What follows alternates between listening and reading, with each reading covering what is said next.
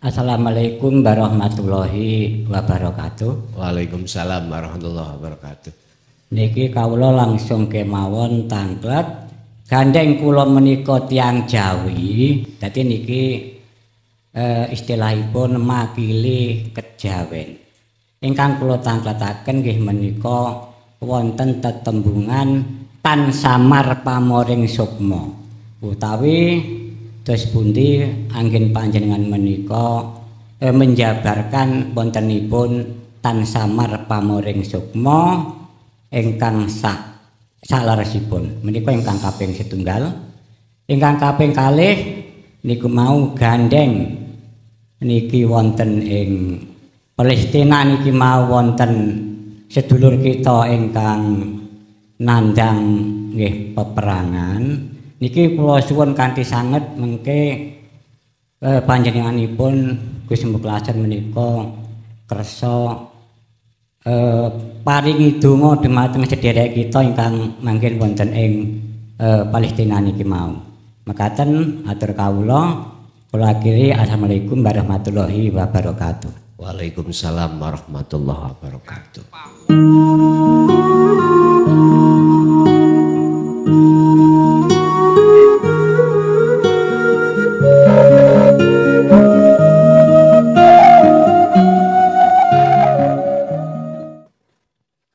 Bismillahirrahmanirrahim. Assalamualaikum warahmatullahi wabarakatuh. Waalaikumsalam warahmatullahi wabarakatuh. Sebelumnya perkenalkan Gus, nama saya Bambang, asal dari Kediri. Alhamdulillah kebetulan tanggal 19 September kemarin saya mengikuti tausiah Gus waktu itu di Masjid Corean Kediri, dan saya ikut baiat diteruskan dengan kholwat 40 hari yang alhamdulillah sampai saat ini sudah berjalan 40 hari. Walaupun yang saya rasakan belum sepenuhnya saya wusul kepada Allah, namun ada beberapa pengalaman rohani yang saya rasakan. Dalam hal ini saya ingin bertanya dengan Gus, kebetulan ada kesempatan untuk bertatap mata, alhamdulillah. Yang pertama Gus, pada saat saya melaksanakan zikir sir dan sirul asrar, seringkali kepala saya seperti ditarik ke atas dan terasa ada bunyi kretek-kretek, kemudian seperti tertidur. Sambil duduk seperti tertidur, kemudian kurang lebih setengah jam saya tersadar, namun posisi tetap di posisi yang semula. Jadi mohon pencerahan, hal demikian seperti itu apa sebenarnya yang ada, apakah ada yang salah dalam saya melaksanakan berzikir? Kemudian yang kedua Gus, barangkali para jamaah nanti ada yang ingin berbaiat, bersediakah Gus Muklasan Rosid nanti memberikan kepada kami untuk melaksanakan baiat zikir sir dan sirul asrar, kemudian diteruskan dengan kholwat. Mungkin hanya itu Gus yang ingin saya tanyakan, kurang lebihnya mohon maaf. Terima kasih. Wassalamualaikum warahmatullahi wabarakatuh. Waalaikumsalam warahmatullahi wabarakatuh. Terima kasih. Ketika saat si salik khalwat atau suluk nuju wusul Allah, itu terkadang diterjadikan berbagai macam pengalaman rohaniah. Kadang-kadang kita tahu kita keluar dari tubuh. Kadang-kadang kita juga tahu kalau kita melihat kita sendiri.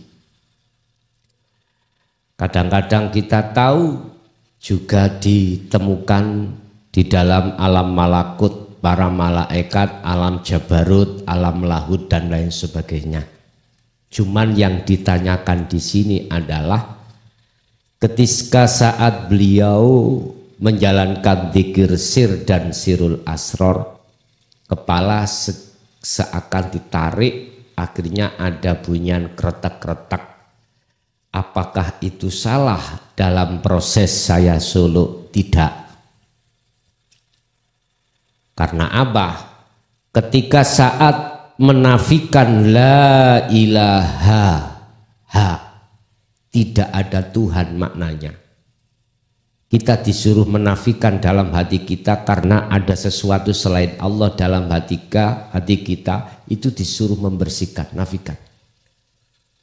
Kadang-kadang ngalami seperti itu. Itulah proses pembersihan Allah di dalam kotoran hati. Nanti suatu saat insya Allah akan terjadi jenengan sampak ngeblak. Kaget dibetek rombongan, ngerti rombongan? Gemruduk ngono lho. Jadi perkara yang menutupi ruhaniyah sampan iki datang Allah dengan Allah itu dibetek Allah.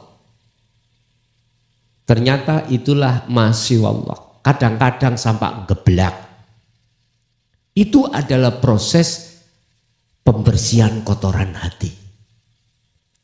Rasulullah ketika menjelang akil balik, beliau bahkan mau menerima wahyu, dioperasilah hatinya, kolbunya dari sifat-sifat yang tercela seperti hasud, takabur. Itu adalah pengoperasian. Jadi bentuk Allah mengoperasi hati kita dari penyakit hati kita. Sebab sesungguhnya fi qulubihim maradun, banyak di antara hati manusia itu berpenyakit, yaitu diambil Allah. Karena jenengan proses sirul asrar. Jadi sudah saya katakan benar. Saran saya tetap laksanakan. 40 hari 40 malam bila mana belum ada tanda-tanda bersih total dan likok bertemu Allah, lanjutkan 40 hari 40 malam. Misalnya 40 hari 40 malam kedua kok yusik panggah, belum, tambahi lagi 40 hari 40 malam sesuai dengan saat kejadian kita dihamil, waktu dihamilkan itu. 40 hari itu menjadi darah, 40 hari lagi menjadi daging, 40 hari lagi, maka disitulah Allah meniupkan ruhnya. Nah ini, aku yakin batas akhir 120 hari di dalamnya pasti Allah akan menemuinya. Kalau enggak percaya, lihat di dalam surat Al-Ankabut ayat 5. Wa man kana yarju liqa Allahi, barang siapa yang di hatinya ingin bertemu Allah. Wong sing bertemu iku hanya orang yang sudah memegang dzikir. Kalau tidak memegang dzikir, enggak ada keinginan bertemu. Orang yang sudah hatinya memegang dzikir, itulah mereka yang dalam hatinya ada keinginan bertemu Allah. Kalau tidak, contohnya kita semuanya. Waktu sholat di mana kita akan ingin bertemu Allah? Enggak ada. Paling ingin ketemu surga, bertemu pahala. Ya enggak. Padahal surga pahala itu ciptaannya siapa? Allah tak. Kita harus menemui Allah, bukan menemui makhluknya. Ciptaannya surga dan pahala. Dan itu nanti akan katut sendiri, Pak. Rugi jenengan iki umpama sholat tujuannya tidak bertemu Allah, sangat rugi. Qad khasiral ladina kadzabu biliqa'illah. Ini kita tadi.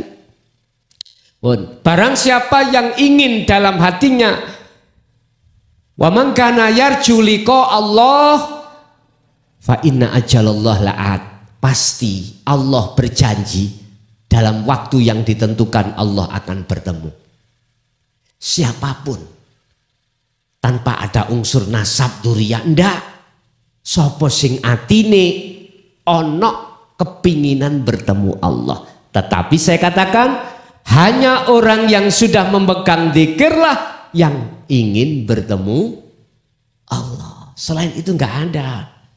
Kita sendiri dulu seperti itu, Pak. Nggak ada hati ingin berjumpa Allah, nggak ada. Makanya ayo ikuti saran ajaran Rasulullah yang paling inti itu. Itu yang pertama. Yang kedua, Jikalau ada yang ingin berbaiat, monggo, silahkan. Cuman saya katakan, baiat apa yang kulakukan ini, yang kami lakukan itu adalah khusus dzikir sirul asrar dan fana'ud dzikri, bukan dzikir jahri siri. Sehingga di situ artinya baiat di situ tidak menjanji, tidak menjanjikan atau menjanji jenengan tidak, menyambungkan, tetapi menyambungkan habl talini roh sampai langsung pada Allah yang selama ini keputus oleh hawa nafsu, akhirnya sering lalai kita. Ini disambung lagi, baru nanti biar hati mudah ingat pada Allah. Monggo silakan, nggak apa-apa. Tapi sayugjanya loh ya, sayugjanya. Sebelum baiat itu ada etika namanya dasar-dasar ilmu tauhid. Yang dasar-dasar itu mengenai tentang rukun Islam hakikate, rukun iman hakikate, aqaid seket, sifat wajib Allah, sifat wajib Rasul. Itu titik ngae wis dipaham. Jenengan pengen untuk mengerti itu secara jelas dan gamblang, niki nomor sing kula paringi 0856 3282 561, itu nomor pribadi saya. Saya masukkan di konten YouTube saya supaya yang belajar di YouTube ada nggak fahamnya bisa tanya. Jenengan di forum mau takon di depan orang banyak nggak enak. Oke, lewat sini. Lewat sini bisa. Jadi ada 10 dasar tauhid ajaran Rasulullah yang harus kita pahami. Setelah itu kita baiat. Sekarang diwalik, kalau baiat dulu nanti dasar tauhid di belakang bagaimana? Enggak apa-apa, terserah. Katanya mumpung ketemu, silakan. Tapi saya ingatkan, baiat ini pengertiannya adalah menyambungkan talinya ruh sampai yang terputus terhadap Allah disambung kembali. Dengan apa? Hakikatnya syahadat asyhadu alla ilaha illallah. Menghadapkan asyhadu bersaksi, berarti ruhaniyah bukan jasmaniyah. Ruhaniyah sampai harus ada rasa iman kepada ilallah. Berarti yang membaiat menyambung adalah Allah. Begitulah nantinya. Oke, ada lain? Silakan.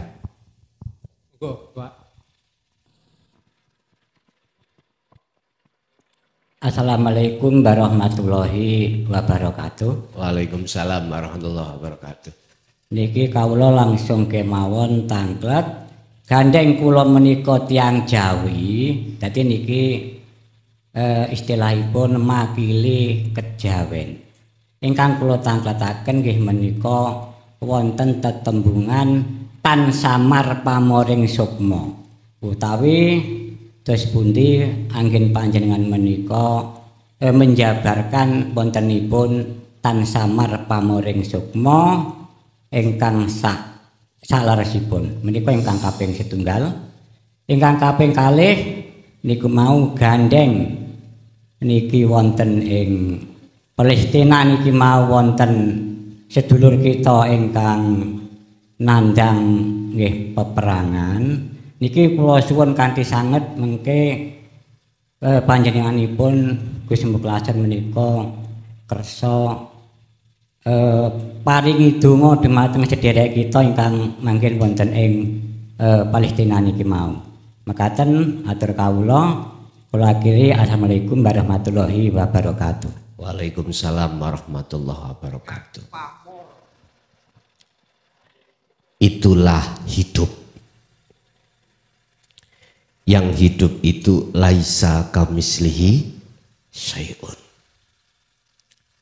Kita menganggap samar karena kita tidak tahu.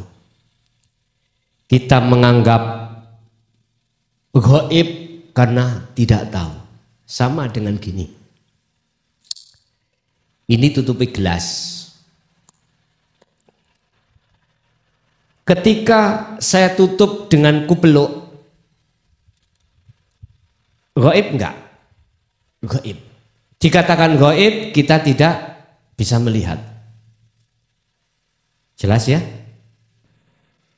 Tetapi kegaibannya bukan berarti tidak ada. Ada.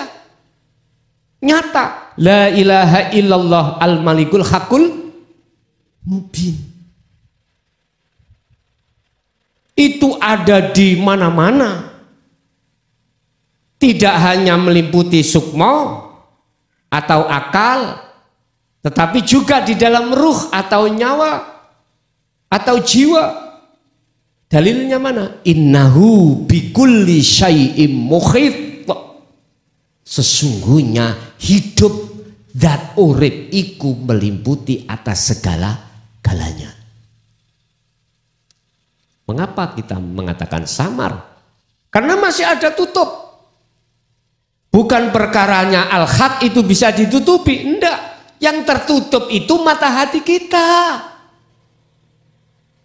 Allah itu mokhal, ketutup itu mokhal. Allah itu mokhal, bisa ditutupi sesuatu itu mokhal. Karena di mata Allah sesuatu itu tidak ada.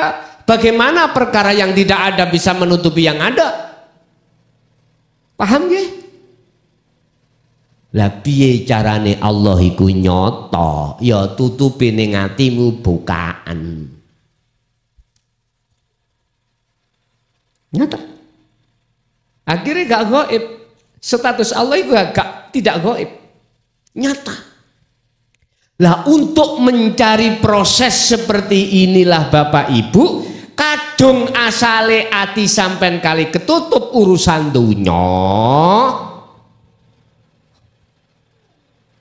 Innal ladzina kafaru sawaun alaihim a'andzartahum am lam tundirhum la yu'minun. Kita enggak percaya. Dikandani atau enggak dikandani, diperingatkan atau tidak, diajarkan, dibimbing atau tidak ajaran untuk membuka tutup ini, la yu'minun, tidak percaya. Akhirnya apa? Khotamallahu ala qulubihi. Ketutup hati kita. Akhirnya menganggap samar urip itu. Samar. Terus bagaimana kita amriye tutup itu hilang? Qad tabayyana rusdu minal ghayy. Kasih ajaran yang untuk membebaskan rohaniyah kita dari tutup itu. Tapi la ikraha fiddin. Muhammad, nggak ada paksaan.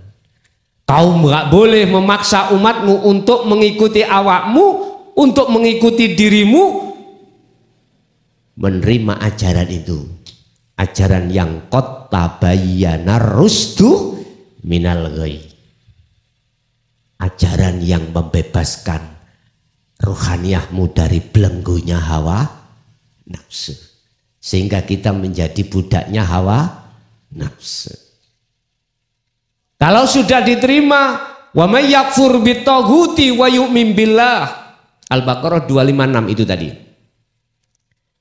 Barang siapa yang meninggalkan, lah ini meninggalkan tutup, meninggalkan iman selain Allah, wa yu'min billah, maka dia betul-betul beriman pada Allah. Artinya barang siapa yang ingin keluar dari jeratan hawa nafsu, yang asalnya kita menjadi budaknya hawa nafsu, sekarang pindah jadi budaknya Allah Subhanahu. Nah itu. Setelah itu, dengan cara bagaimana kita akan bisa lepas dari jeratan nafsu, kembali kepada zikir tadi.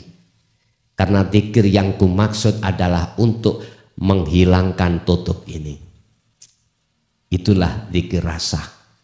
Basa Jawa, basa kitabe adzikru bisiril asror. Itu masuk di dalam surah Al-Anbiya ayat 58 kalau nggak salah. La ilaha illa anta subhanaka inni kuntu minadz zalimin. Setelah itu kita laksanakan, barulah sampai la ilaha illa ana, selesai, mati yo gak popo, mesti husnul khatimah. wis gak kadek mesti husnul khotimah. Jadi itulah yang dimaksud Allah atau hidup atau urip yang selama ini kita katakan sebagai sesuatu yang sir, sesuatu yang rahasia, sesuatu yang samar. Biar tidak samar, hilangkan ini. Cintamu pada selain Allah, hilangkan. Apa selain Allah? Dikatakan Allah hubbus syahawah adalah minan nisa wal banin wal qanatiril muqantarah. Garwa, makhluk, anak, makhluk, dunya brana, makhluk. Iki ojo ning jero atimu. Cukup ada di dalam, cukup ada di luar jasad mawon. Sebab semua apa yang kau cintai perkara tiga mesti kok tinggal pasti. Nggak percaya? Ojo percaya bu, sampean Pak ngomong hidup semati cintaku. Pelek tinggalan mati wong lanang mesti golek maneh. Wong durung ditinggal kadang-kadang sing golek maneh kok. Nggih Bu nggih? Gue tira ibu nek ngomong. Tapi Bu, sampean gak usah khawatir. Nek Gusti Allah gak nakdirno ngkei jatah maneh, oyaan ya apa gak ketemu enggak? Jangan khawatir. Tapi masih gak kok oyak nek Gusti Allah jatah loro telu mesti teko. Ojo loro ati. Anggepen kabeh iku dulurmu. Kabeh iku sing gerakno Gusti. Ya loro Gus atiku Gus ngono. Gak loro nek atimu sibuk zikir nang Gusti Allah. Estu sampak garwa kula lho ngomong ngoten. Bi menawa wonten tiyang wedok lintu sing purun meteng. Mesti Pak. Kan juga kula kan bitu. Jadi pengin tambah maneh wong abah niku yugane 12, kula harus dukuri 12 ngoten lho. Tapi sedaya kula ondokne. Jadi bi nek gelem monggo sampean jak mriki dadi siji ning mriki hak iku garwa kula. Lah garwa jenengan ngoten apa? Boro-boro ngomong ngoten, sampean nyuwun izin mawon parut sing maju. Lah ngoten Bu nggih. Lah iki diubah karakter Pak iku ngempet lu asline we ngoten. Bon. Jadi Pak niku wau yang dimaksud samar kuwi mau karena kita itu memang belum nyatanya Allah. Itulah yang dimaksud samar, di dalamnya adalah hidup atau basa Jawa urip begitu. Nggih. Terus yang kedua, ada yang kedua Bang. Yang kedua tadi apa? Oh doa. Oh nggih. Kula ngutip hadis Rasulullah. Jihad itu ada dua. Ada jihad dikatakan jihad kecil. Jihad kecil adalah jihad yang dilakukan jasmani memerangi terhadap orang-orang kafir pada saat itu. Secara fisik ya. Apakah terjadi perang Khandaq, perang Uhud, perang Badar. Tapi setelah itu Rasulullah dawuh sok ana jihad lebih besar lagi di tengah-tengah umatku. Ditanyakan jihad yang mana ya Rasulullah? Yaitu perang lawan hawa nafsu. Kita lihat di negeri Timur Tengah sana. Ini kalau menurut hadis itu jihad kecil. Karena apa? Karena jihad merangi itu secara fisik.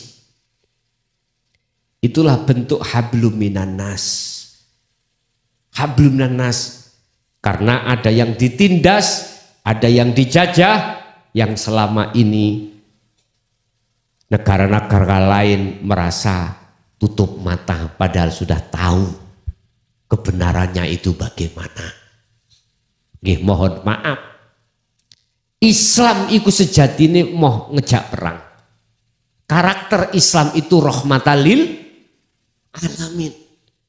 Islam yang dibawa oleh Kanjeng Nabi Muhammad itu adalah wama arsalnaka illa rahmatalil alamin. Cuman yang mengatakan itu teroris adalah sesungguhnya teroris itu sendiri. Bukan umat Islam. Yang mencemarkan nama baik Islam sebetulnya. Saya tidak mau ngomong siapa dirinya. Sesungguhnya yang berteriak maling adalah maling. Yang mengatakan teroris itu adalah sesungguhnya itulah teroris. Mana umat Islam? Enggak ada. Karena dasar Islam itu rahmatal. Ayo sejarah dari manapun sampai buka. Negara manapun sampai buka. Kalau ada Islam di situ dijajah atau gimana, dia kok enggak langsung ngejak perang, enggak. Muhaddasah. Artinya negosiasi. Berpuluh-puluh tahun bahkan ya mohon maaf saking gak betai akhirnya terjadilah Islam di Indonesia dulu, mohon maaf ya. Dengan kedatangan mohon maaf negara yang lain menjajah Indonesia. Awalnya bersahabat, dijarniai, dibiarkan. Tapi kelama-kelamaan kok menindas, akhirnya apa? Harus perang. Harus perang. Prinsip perang lebih baik mati daripada jadi budak. Lebih baik mati daripada jadi budak di negeri sendiri. Makanya semboyane 10 November itu apa? Di sini itu. Merdeka atau mati. Ya, sama sekarang yang ada di Palestina. Sama, merdeka atau panggilan jihad di sana. Akhirnya apa? Ternyata tidak masyarakat sana sendiri yang bersolidaritas, seluruh umat Islam seluruh dunia bersolidaritas. Nggak bisa dengan dirinya ikut ke sana, hartanya. Nggak bisa hartanya, minimal berdoa. Tapi di situ sudah dijanjikan Allah, Qul ja'al haqqu wa zahaqal batil innal batila kana zahuqa. Kalau ku tarik ke hakikat, ketika kebenaran itu sudah masuk di dalam hatimu, dinul haq, maka nafsu yang ada di dalam dirimu jauh kok akan nyisih. Akhirnya setelah kita menafikan selain Allah, akhirnya mengisbatkan Allah. Itulah maksud kalimat tauhid nafi isbat. Nafikanlah isinya la ilaha di dalam hatimu, habis itu isbatkanlah illallah di dalam hatimu. Yang tadinya kau beriman terhadap makhluk, sapa sing ngaji, sapa sing kasih petunjuk. Pertama ngomongi iku mang mukhlason. Tetapi isbatkanlah ilallah, hidup yang ada diri saya. Dengan akhirnya bisa sambung. Klik, oh iya, semua yang memberikan itu Allah. Dasarin di innaka la tahdi man ahbabta walakinnallaha yahdi mayyasha. Bukan kau Muhammad, ini langsung Rasulullah loh ya. Langsung Rasulullah ayatnya. Bukan sesungguhnya bukan kau Muhammad yang memberikan petunjuk terhadap orang-orang dekatmu yang kau cintai, tetapi saya, kata Allah. Tetapi walakinnallaha, tetapi sesungguhnya Allah lah yang memberikan petunjuk terhadap hamba yang dikehendaki.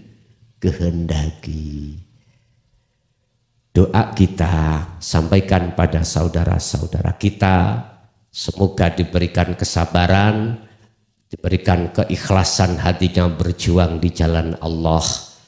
Bila mana dia gugur, semoga digugurkan sebagai syuhada. Semoga bila mana mereka yang tidak gugur diberikan keikhlasan, ridho, termasuk anak pinaknya yang ditinggalkan dikasih kesabaran. Lahumul Fatihah.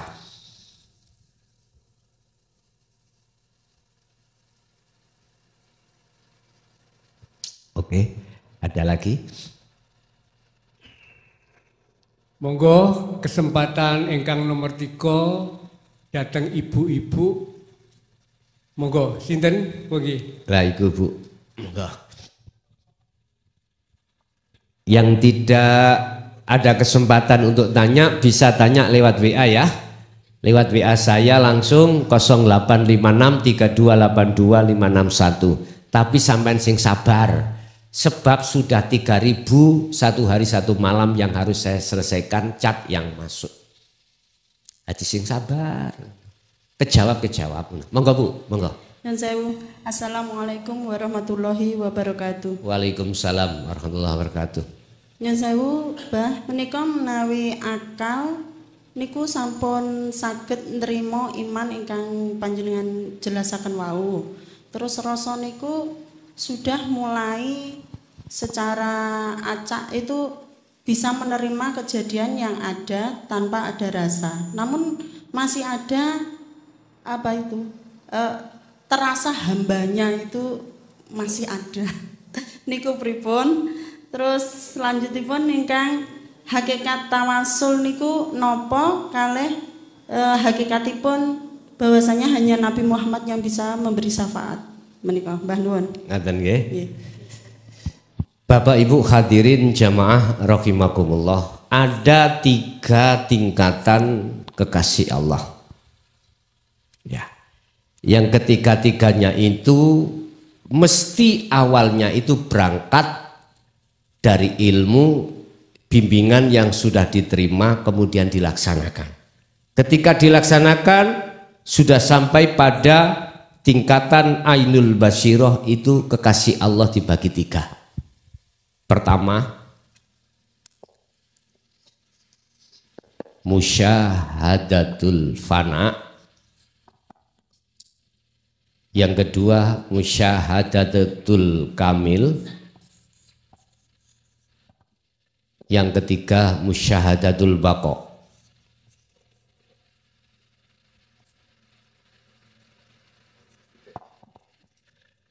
Fana dan kamil masuk makom mahfud. Baqa masuk pada makom maksum. Bon, saya jelaskan. Ketika mayyasya,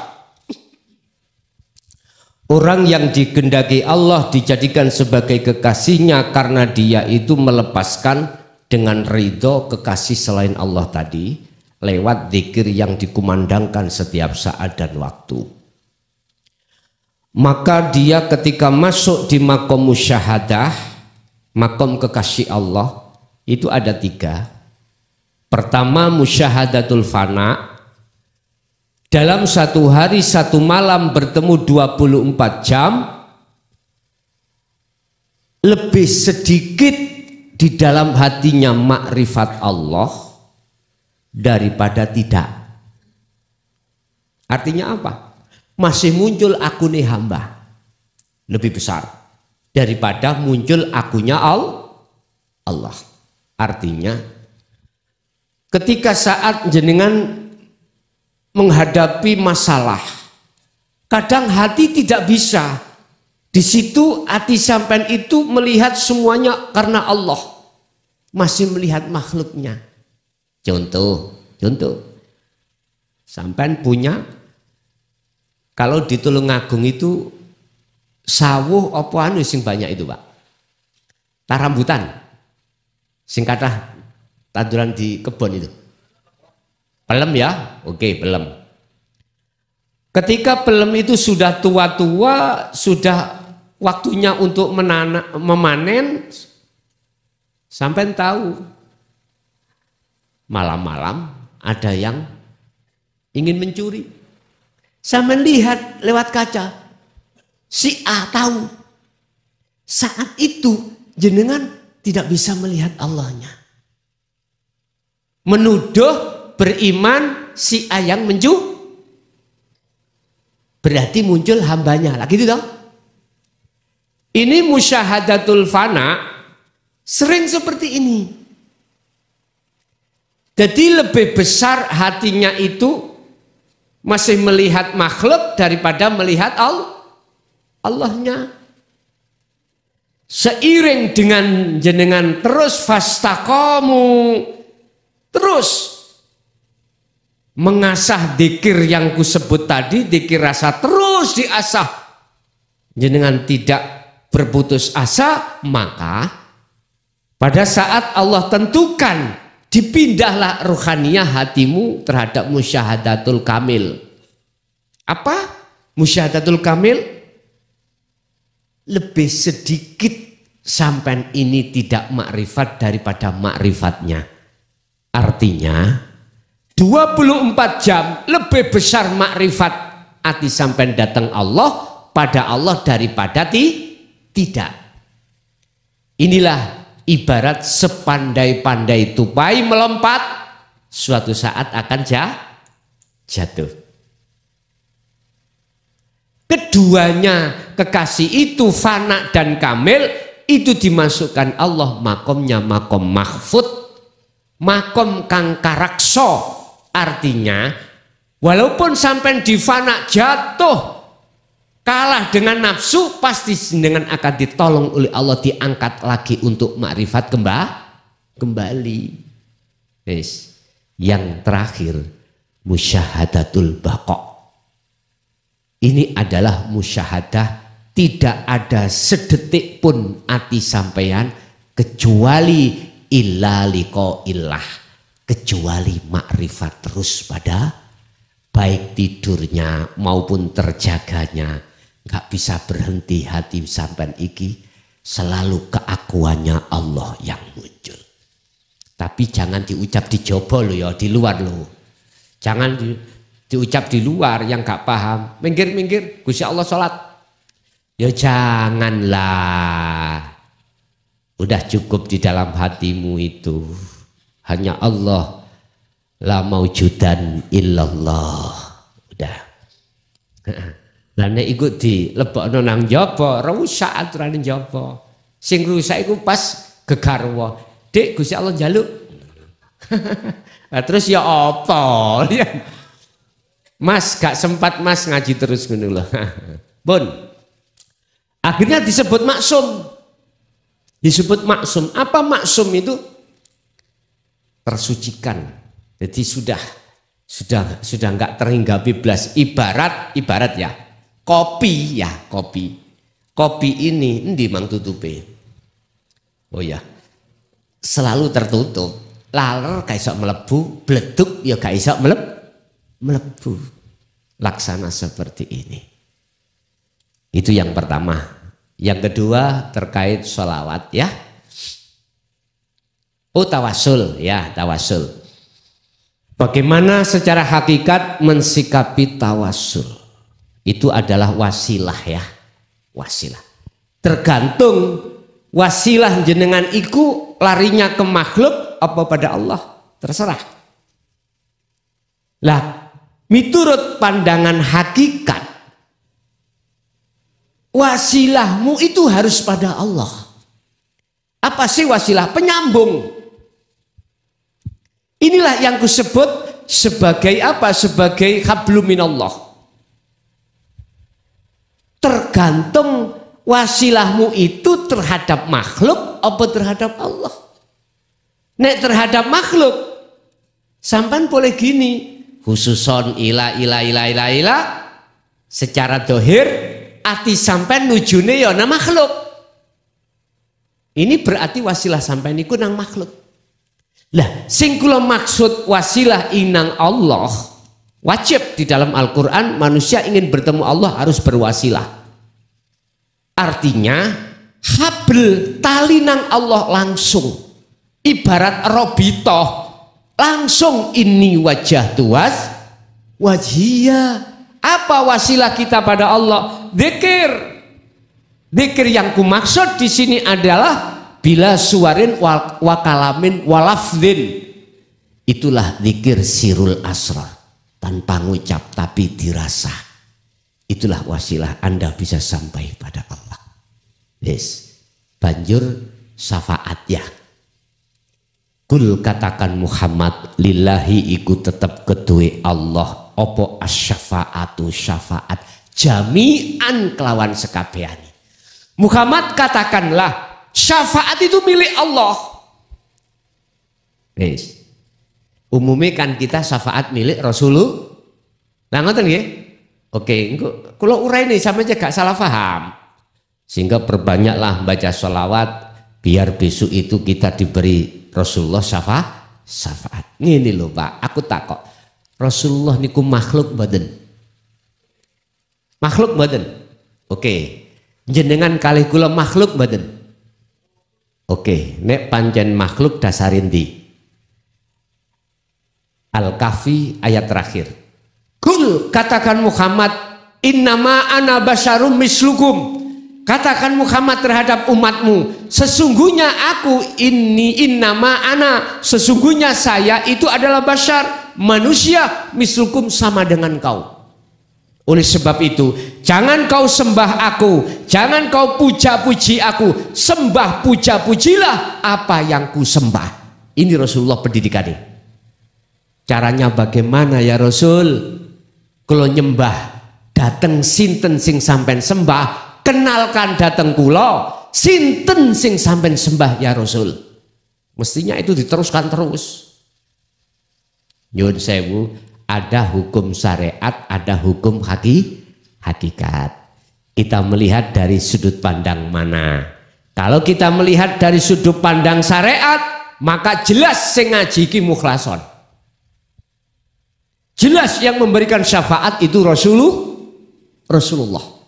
Tapi kalau kita memandang dari kacamata hakikat, kacamata aslinya, tanpa Allah bisakah? Makanya Allah katakan, innaka la tahdi man ahbabta.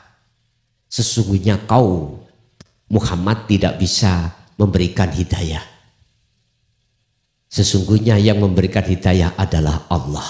Sama syafaat tadi, Rasulullah disuruh mengatakan lillahi asy-syafa'atu jami'an.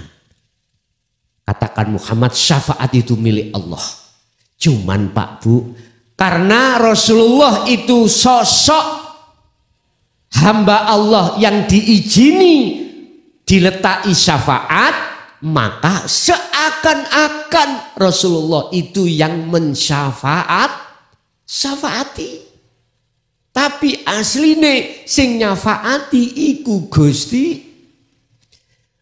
Memang koyoke saya yang memberikan tausiah ini.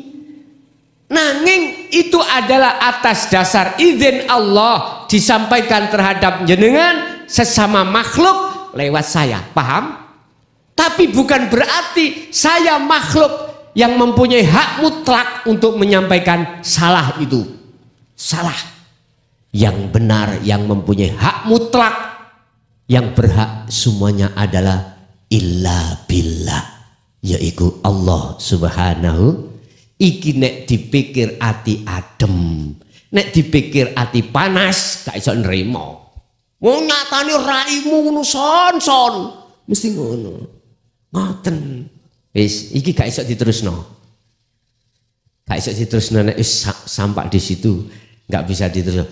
Saya itu berulang-ulang kali, Pak, mengalami hal yang seperti itu di majelis taklim manapun itu terkadang juga ngalami tidak pisan pindo. Saya katakan walana a'maluna walakum a'malukum lakum dinukum waliyat. Itu udahlah. Kalau memang tidak sepaham, ya sudah. Monggo, miturut amalmu ya amalmu, amalku ya amalku. Udah, nggak usah diterusno gegeran iku gak apik. Tujuan kita ngaji iku goleki ademe ati, ayeme ati. Begitu. Ya. Terus pundi? Sampun cukup ya?